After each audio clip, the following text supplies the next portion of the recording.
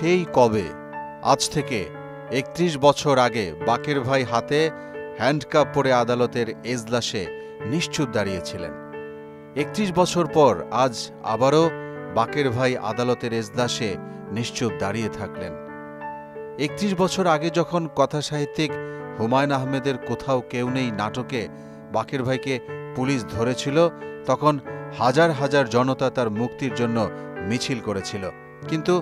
কিন্তু আজ বাকের ভাইয়ের মুক্তি চেয়ে কোনো মিছিল হচ্ছে না। মা বোনেরা নামাজ পড়ে রোজা রেখে দোয়া করেছিল যেন বাকের ভাইয়ের ফাঁসি না দেয়া হয়।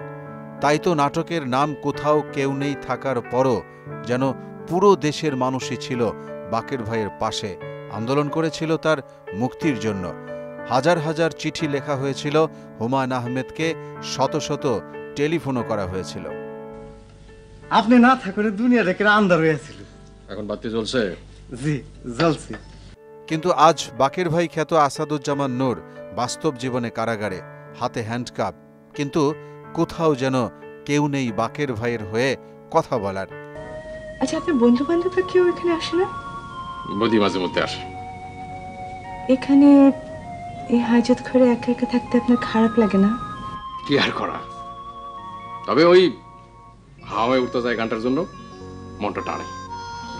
এবার তার পাশে অনেক মানুষ থাকলেও সবাই চুপ, কেউ তার পক্ষ হয়ে কথা বলছে না।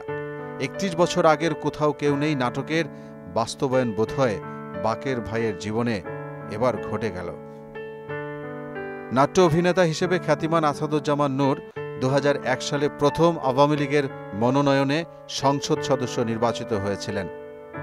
হাসিনা সরকারের তৃতীয় মন্ত্রিসভায় তিনি সংস্কৃতি মন্ত্রী হিসেবেও দায়িত্ব পালন করেন। মোহাম্মদ ওয়ালিউল্লাহ, মোহনা ডিজিটাল।